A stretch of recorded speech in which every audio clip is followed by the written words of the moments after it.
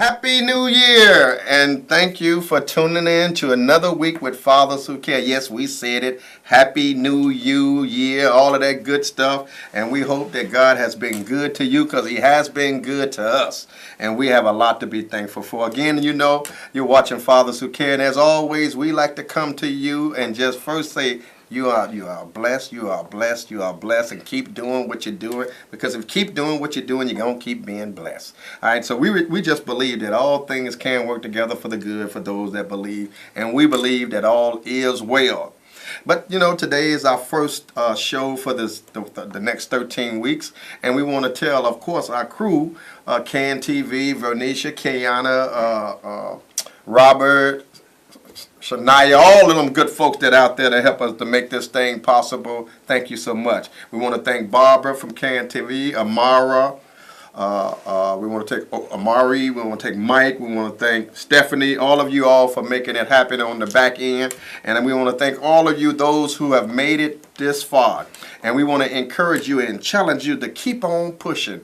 But remember, if we don't help our young people, we'll hurt our young people. Because our young people can't be what they can't see. So with that being said, I want to say thank you again for tuning in to Fathers Who Care. And as you know, we at Fathers Who Care really believe that any man physically capable can be a father, or can be, you know, a daddy. But it takes a real man to be a father. And we believe that as we are the men, the leaders in our community, that it is our job to stand up and be the head of our community, to be the head of our families, to be the head of our village, and that nothing should happen in the village without the elders approving it. And I think if we just shared that value and stayed true to that principle, maybe so many things wouldn't happen in the village, you know? Mm-hmm. And if we just rallied behind what we're supposed to do and be better fathers and better parents, I think we can make a difference in the community. I think the young folks are really speaking out. I think they got some issues. I think they want to talk about some stuff, and folks ain't listening. But here we are, we're listening, and we're asking these young folks today, if you need some help, to give us a call at Fathers Who Care. Our number at the office is 773-287-5821,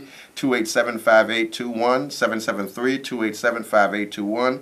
Or you can log on to fatherswhocare.org, and we also represent the Westside Community Stakeholders and the Westside Youth Council. But listen, this show tonight is we're going to dispel some of those negative myths about African American men, particularly in the lives of their children and in the community. And what we're going to do tonight is we're going to bring someone to the show that I personally have a fondness for. I mean, I watch a lot of people. I see a lot of people. I know a lot of folks who say they do a good work and say they believe this and they believe that. And, you know, and I let folks be who they be. But I do know that our guest today is a man's man and a man's pastor. And I think he's really a man of high integrity. And I really love his humility. I love the fact that he's true to the call. And then he's I think, I call the Leaders Network. When folks ask me about the Leaders Network, I say, I'm going to tell you something. They're a group of progressive pastors, all right? All right, they're not the norm, all right? The past, they're progressive, they're activists, all right? They're pastors who believe in standing up for a cause and standing on the cause. So that's what I call you, and I call Hatch, and I call Acri, and I call a lot of the others who are actively involved on the ground as we do the work. But in all fairness, I really do believe that you are a man of substance. I believe you're a man of humility. I believe that you really believe in what you do and what you say, and the people love you for that. I mean, I love you because you're my brother. I love you because I know that you're true to what you do. I love the fact that you have the ministry over there at Landmark. I love the fact that you're the president of the Leaders Network. I love the fact that you truly on a mission. I'm telling you what I love about them. But you're going to get a chance today to hear from none other than Pastor Cy Fields, the pastor of Landmark Church. I know it's New Landmark Church, right? That's correct. All right. But I'll just shorten it. And he's the president of the Leaders Network. So I just wanted to get that little stuff in so we can get some talking. But the lines here, the phone line here is 312-738-1060. This is a new year. We're embarking up on new experiences, new challenges. But Si, I wanted to talk to you today, and hopefully that you can shed some light and give us some advice, discernment on how to promote a safe and drug-free community while restoring hope and faith back into the community. So I really believe that right now with what's going on in the nation, in the state, which, some folks are kind of bewildered. All right, they're going through some challenges. They don't know what's happening. I personally feel it is what it is. It's just another day in the life. Because I worship a God that can do it all. Right. So whoever's up there don't bother me. All right? It really don't bother me because my stock ain't invested in them. My stock is invested in the Almighty. But we want to just kind of bring some awareness to some folks, and hopefully you can shed some light and give some hope to some folk today, and let folks know that all is well, that all we got to do is keep on looking to the hills and keep on trusting each other, and most important, stick together. If folks stick together, I was telling some folks today's side, well, yesterday, one or the other, because I talk a lot to a lot of people. I was telling people, I said, have you ever tried to eat gumbo, and the only thing you had in it is corn? Oh, wow. It's not much of a gumbo. It's not much of a gumbo, right? Have you ever had a potluck and didn't nobody bring nothing? Mm. So the purpose of all of that is, if it ain't together, if the team can't work together, then you can't have some good gumbo. Or if the team can't work together, you ain't gonna have a nice potluck. So the point I'm making is, if we work together, it's nothing that we can't do. That's right. Regardless to who may be in the White House, in the State House, or whatever house. If we work together, we can do it. Do you believe that? I believe that. Well, Sam, let me just start by saying thank you, sir. Thank you so much for appearing to be the guest tonight. I said earlier to you that I have been trying to get you, and I know how your schedule is. And so I was glad that you gave me an opportunity not only to get you out here today, but just to share with the folks how you feel. I know my pastor love you.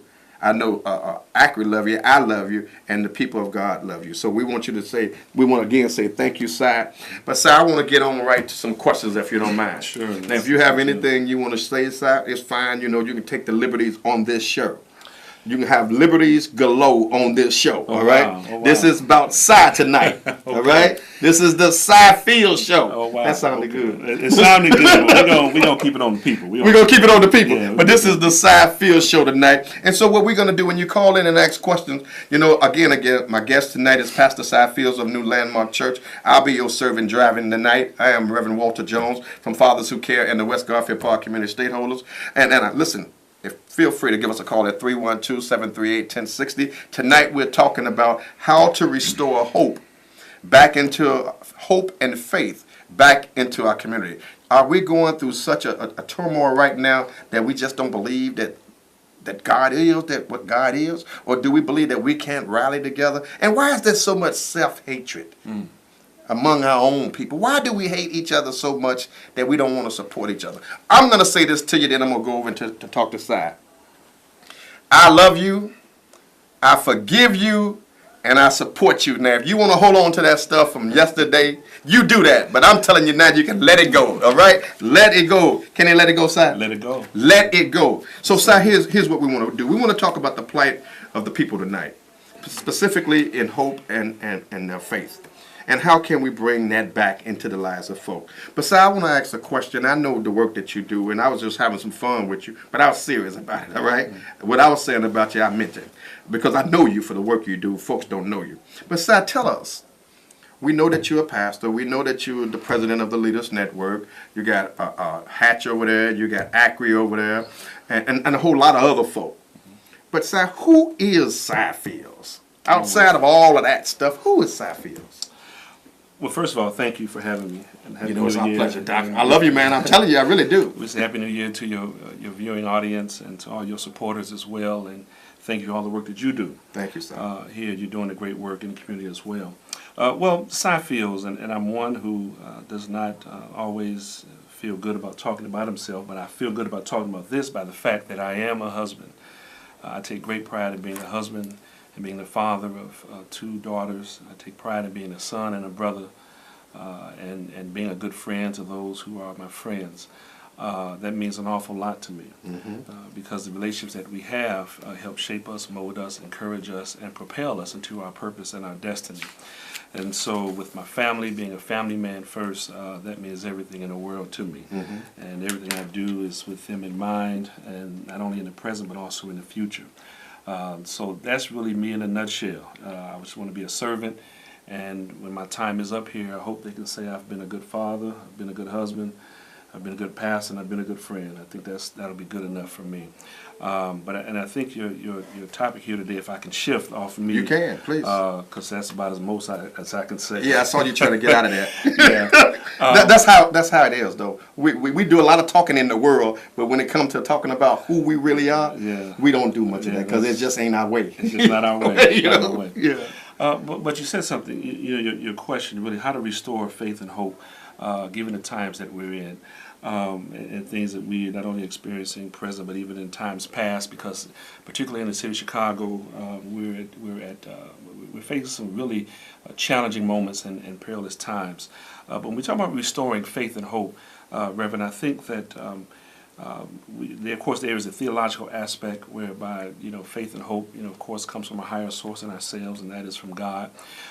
That propels us and keeps us moving forward, keeps us grounded, keeps us focused, what have you. But also, in the social theological context, hope and faith is often restored once a community or a people begin to see progress. They begin to see stories of hope. What does that mean? That means, particularly in Chicago, when you begin to change the narrative of what happens on the west side, what happens on the south side, what happens in the hood and the community, because the narrative that we get from the media, I'm not saying it's a false narrative, but the only narrative, or the majority of the narrative that is spoken and that is related to the world of Chicago and the world that we live in is the violence and the killings perpetuated, particularly amongst African Americans and, of course, Latino or communities of color, if you will. And so what happens is that narrative becomes a narrative not only that's projected to others to project upon us their opinion of it, but also becomes a narrative we begin to believe ourselves. Okay. So there has to be a change of narrative. So to restore hope and faith, we need to begin to switch the narrative and begin to, and I think all of us can do it, because one of your comments you mentioned, what can we all do? Right. In sort of to address this, whether we're rich or poor, whether you're on the south side, west side. One of the things we can do, we can change the narrative where we live. And what that means, we begin to push the narrative of success stories, of the fathers, of the youth, and many people doing great things. And we have to really push the envelope to say that violence does not define us. Killing is not who we are. And once we believe that that's who we are, then we will become self-fulfilling prophets of our own demise. I like that. And so I like that. Yeah. So the narrative has to change. People get restored hope. You hear people say, "I have a new hope in humanity." Right. That's usually after they've seen some act of kindness or good deed, or someone going the extra mile to do something for someone else. And so part of that, we need to begin to change that kind of narrative, and that's something all of us can do. The 2, 5, 7, and 9 and the cable networks, they're going to talk about the violence, but I believe from a grassroots upward movement that we can begin to change the narrative for ourselves within our own community, so that we don't begin to become those who we only see in the news media, and that's those about the killings and the crime that is happening. Told you. I told you this was the show you wanted to see tonight, and I told you our guest tonight, and he alluded to it. I mean, I'll refer to him in reverence as Reverend Seifield, or Minister Seifield, or Pastor Seifield. But those of us who really do what we do, and the purpose why we do what we do, we know all of that is no more than just calling ourselves servants. All right, and there's no greater joy, to be a servant. But listen, we got a call, and if you don't mind, we're gonna start. Sure, in the that's text. fine. Okay, caller, you on there? We have Pastor Seifield from New Landmark Church here with us, and the president of the Leaders Network. What is your comment or question tonight? Thank you so much for calling. Hi, my name is Nisi, and I was calling to ask, what role can churches play in restoring hope in our community? Now, can you speak up just a little bit? And thank you so much, Nisi. I think I heard some of what you were saying. Repeat that, please. I said, what role can churches play in restoring hope in our communities? Got it. Did you hear that? Yes, I did. Thank you so much. Thank you so much for that wonderful question, because it's of my belief that, particularly within the African American community, that the church can be, or is, the primary institution, if you will, to be that institution of hope and faith that can be restored. Because at the foundation of our faith and our belief, it is restoring hope. It is about faith. It is about life. It's about pushing the good values, advancing the good values that we believe in. And so I believe that one, we need to begin within our own churches to bridge the generation gap, to get the elders and the youth talking together. Absolutely. And not just talking together, Absolutely. but working together Absolutely. to be a part of the solution. Many times, particularly when you have millennials and baby boomers, it's like oftentimes they go in their separate directions for whatever reason. But when we begin to bridge the generation gap and see that one has value to the other and that we become solution minded, I think we begin to help solve some of the problems and issues that are facing within our community. So the church can be a great proponent of morality, values, and advancing that. But we have to come outside of our churches, come outside and get involved within community, and not just with our congregations, and really seek to be agents of change and transformation. Because of our faith, we can do it. So that's one way I think the church can. And thank you for that question. And I like that what you said, and I like the question she gave you. And now, Si, you have spoken, and you eloquently have spoken on different things that we can do as a community. And I think what you're basically saying is for folks who may feel somewhat hopeless or maybe shaken, that it's all good, it's okay to have a moment, but don't let the moment overtake you, because you got too much to give. And wherever you at in life, you're worthy and you're needed and appreciated. Mm-hmm. But in essence, what we need to do if we really want to change some things in the community and bring about change in order to promote a safe and drug-free community, or to try to minimize some of this violence, mm-hmm. is to bridge the intergenerational gap. Yes. I think that is so important, mm-hmm. that we empower young folks. I mean, that we always, each one, teach one, reach one, give them an hour. An hour a day from one person can be, you don't know what that can do, mm-hmm. to somebody. Yes. To a young person, but it will empower that young person. Yes. So if we just got off of, that selfishness and being afraid of our young people and just invested in our young folks, do you think that would help us in order to empower, maybe bring about change in our community? Oh, greatly, Reverend. I really do. One thing that every church can do, one thing every church can do is all of us can mentor. All of us can share our positive or share life experiences. Every church can have a mentorship program. It may be one or two people if that's all it is.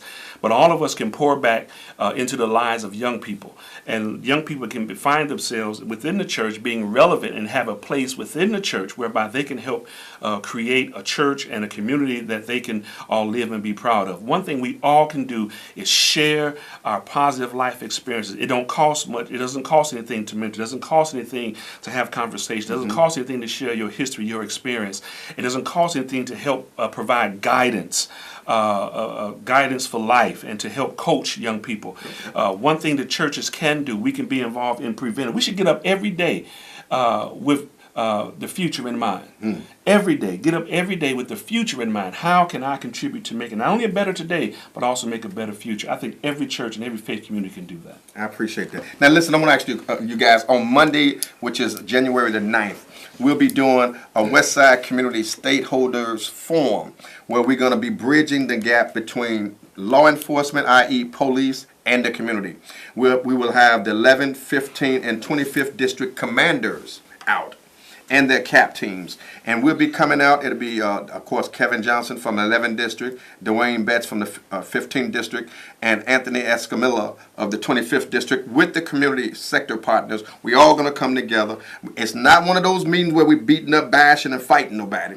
This is a meeting where we're going to come together and talk, as a community, what we can do, bridge these gaps, and how can we save our babies, save our communities, and bring some soundness back in the community. Mm-hmm. Someone kind of played with the theme. I think Hillary started off playing with it, but she took it for somewhere else, because it literally came from Africa. When they say it takes a village to raise a child. Mm. Now that's real talk, all right? Talk. If we really invested in our village, invested in our young people, we could help these young folks. But Si, let me ask this question. Sure. Now, again, that's January the 9th at 6 o'clock. If you need additional information, give us a call at Fathers Who Care, 773-287-5821. Again, 773-287-5821. Si, what is the universal agenda for the African American community? Wow, the universal agenda. Yeah, what's the agenda? Well, one, I think, is self-preservation. One is that's at the core. Okay. But I think also we have to begin to understand that we come from a history of people, that the most resilient people America has ever seen.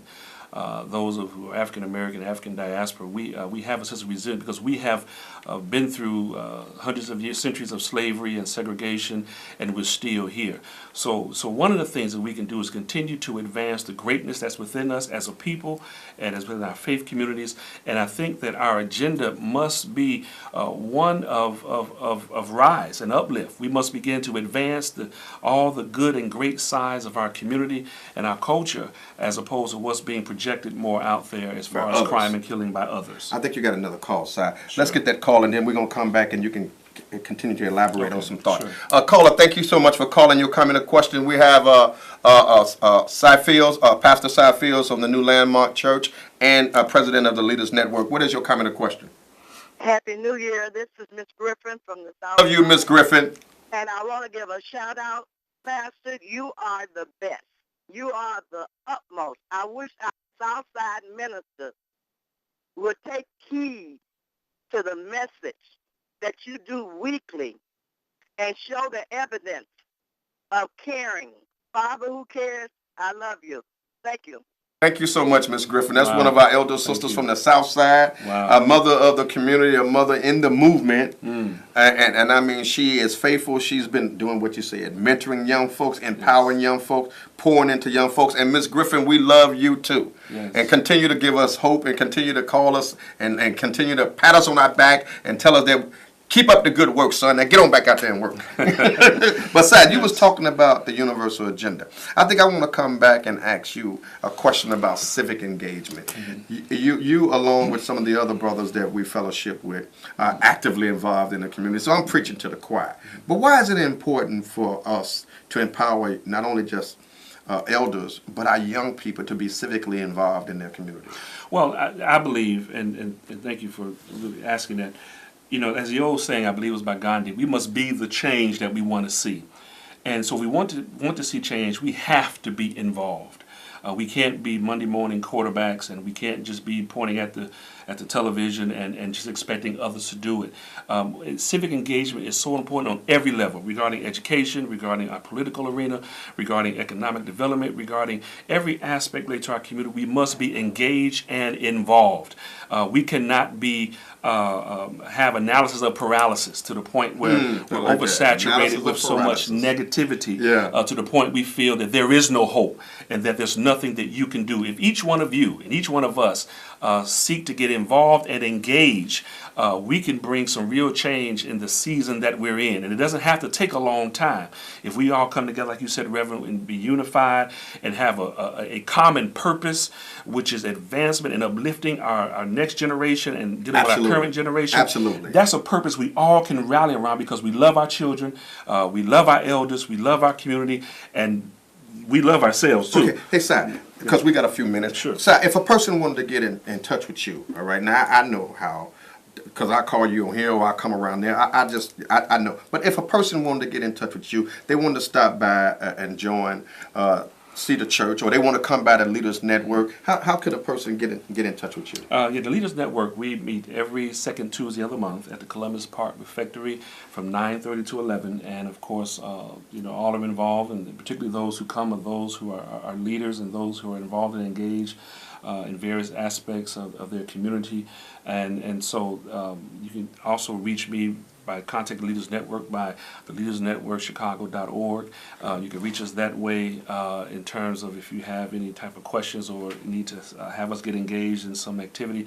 Of course, personally at my church, New Landmark Baptist Church, which is 2700 West Wilcox in East Garfield Park, 773-722-7555. One more time. 773-722-7555. Okay. And you can reach us at, my email is pastorcyfields@gmail.org. And again, because I really feel that while I am personally, the time that I have here on earth, as my wife has often told me, we must make our lives count for something. I got one more question for you because I know we're going to be rushing and short. Okay. And I wanted to put this question out there. Are there benefits to the African American pooling their resources? Is there a benefit in that? There's great benefit in we pooling our resources together. One, it helps build economic strength and vitality. We talk about building hope. When we pool our resources and economic together, when we spend our money within our communities and let that money turn over a few times, it only strengthens businesses who can help employ individuals from their community. It only makes us stronger economically. So yes, I believe that as we keep money within our communities, pool our resources together as churches, organizations, and what have you, we can become stronger economically, and even that's much more respected, especially in the season that we're in with a new presidential administration. Okay, so they was telling us we have to wrap up a little bit again, but on January the 9th at 6 o'clock at 4540 West Washington, we'll be doing a community forum on bridging the gap between law enforcement and the community. 11, 25, and 15 districts would come out, the commanders would come out, the community would come out to show the importance of people empowering people to save our children. We're going to talk about teamwork, how it can make the dream work, and we believe that yes, we can respect our lives. Yes. People power. So, Si, give us a closing statement as we have to leave the show now, but give us something to step on as we walk out into the world. Well, let me say to the viewing audience out there, to not give up hope. Okay, there is hope, and to get engaged and involved where you are. If you get engaged where you are in your local community, in your local church, your faith community, and be involved in those things that will help lift us and build us, we can be the change that we want to see. And remember, there's hope. As long as there's God, there is hope. As long as there's a God in you and a positive force in you, there is hope, and we can and will be better. Listen, we thank you so much, Si, for coming out. We thank you those for calling. Thank you those who helped us listen. It's been a blast. See us next week, same time, 7 o'clock, Fathers Who Care. Log on to fatherswhocare.org. God bless you. God keep you. And we'll see you on the other side down the road. God bless you. Good night. Happy New Year. Happy New Year.